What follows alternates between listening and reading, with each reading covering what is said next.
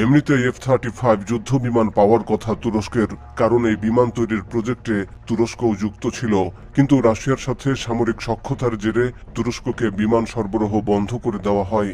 সম্প্রতি যুক্তরাষ্ট্রের president Donald Trump তুরস্কের কাছে F-35 স্টিলথ যুদ্ধ বিমান বিক্রির বিষয়টি বিবেচনা করছেন বলে জানান। এর কয়েক ঘন্টার মধ্যে ইসরায়েলি প্রধানমন্ত্রী বেনিয়ামিন নেতানিয়াহু এই পদক্ষেপের বিরোধিতা করেছেন।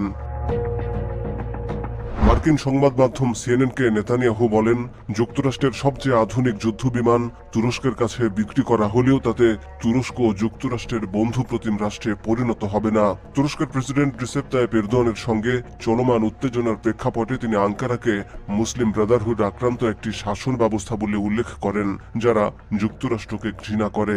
নেতানিয়াহু বলেন, এরদোয়ান যুক্তরাষ্ট্রের আদর্শ মিত্র নন। তিনি আমার দেশ একমাত্র ইহুদি রাষ্ট্রকে ধ্বংস করার হুমকি দেন। নেতানিয়াহু আরও বলেন, তুরস্ক শান্তি ও স্থিতিশীলতার শক্তি নয়। আপনি যখন তাদের সেই ক্ষমতা দেবেন, তখন তার পরিণতিতে আগ্রাসনী দেখতে পাবেন। তিনি জানান, তিনি ব্যক্তিগতভাবে ট্রাম্পকে তুরস্কের কাছে F-35 বিক্রি না করার অনুরোধ করেছেন। তার দাবি, এমন পদক্ষেপ মধ্যপ্রাচ্যে শক্তির ভারসাম্য ধ্বংস করে দেবে।